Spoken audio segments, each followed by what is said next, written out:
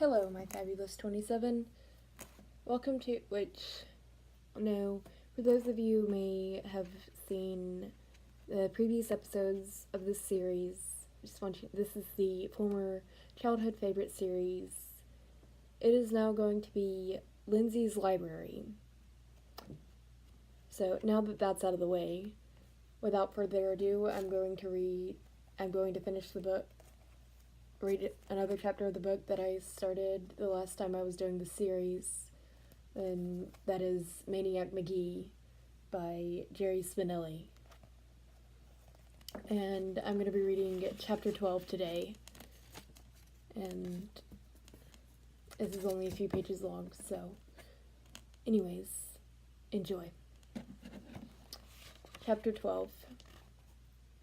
When they walked in, Amanda's mother was busy with her usual tools, a yellow plastic bucket and a sponge. She was scrubbing purple crown off the TV screen. "Mom," said Amanda, "this is Jeffrey," she whispered. "What's your last name?" he whispered. "Magee." She said, "Magee." Mrs. Beale held up a hand, said, "Hold it," and went on scrubbing. When she finally finished, she straightened up, turned, and said, "Now what?" "Mom, this is Jeffrey Magee. You know?" Amanda was hardly finished when Maniac zipped across the room and stuck out his head. "Nice to meet you, Mrs. Beale. Mrs. Beale." They shook hands. Mrs. Beale smiled. "So you're the book boy." She started nodding. Amanda came home one day. "Mom, there's a boy I loaned one of my books out to." "Loaned a book? You?" "Mom, he practically made me. He really likes books. I met him on—" "Mom!" Amanda screeched. "I never said all that."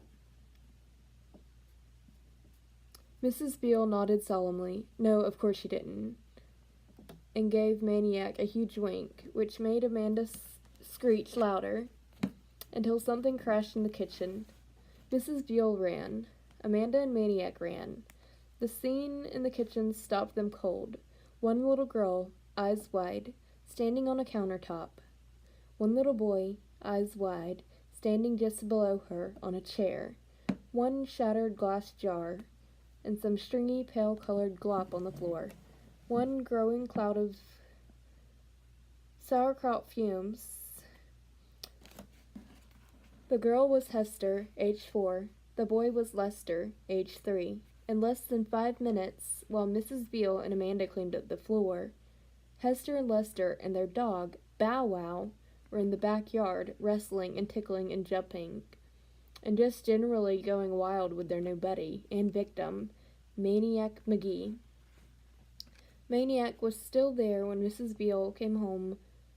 When Mr. Beale came home from his Saturday shift at the tire factory.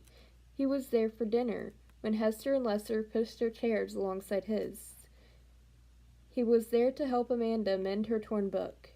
He was there watching TV afterward with Hester riding one knee and Lester the other. He was there when Hester and Lester came screaming down the stairs with a book, Amanda screaming even louder after them. The kids shoved the book and themselves onto Maniac's lap, Amanda finally calming down because they didn't want to crown the book. They only wanted Maniac to read. And so he read. Lyle Crocodile, to Hester and Lester, and even though they pretended not to listen to Amanda and Mr. and Mrs. Beale, he was there when Hester and Lester were herded upstairs to bed, and Mrs. Beale said, "Don't you think it's about time you're headed home, Jeffrey? Your parents will be wondering." So Maniac, wanting to say something but not knowing how, got into the car for Mr. Beale to drive him home. Then he made his mistake. He waited only 2 or 3 blocks to go by before saying to Mr. Beale, "This is it." Mr. Beale stopped, but he didn't let Maniac out of the car. He looked at him funny. Mr. Beale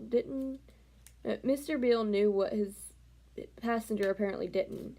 East End was East End, and West End was West End.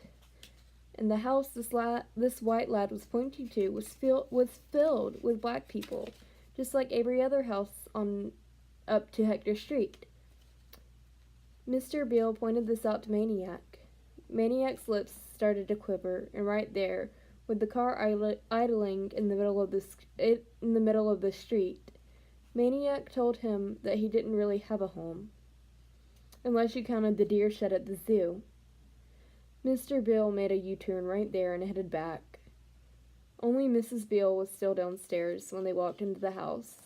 She listened to no more than 10 seconds worth of Mr. Beale's explanation before saying to Maniac, "You're staying here." Not long after, Maniac was lying in Amanda's bed, Amanda having been carried over to Hester and Lester's room, where she often slept anyway.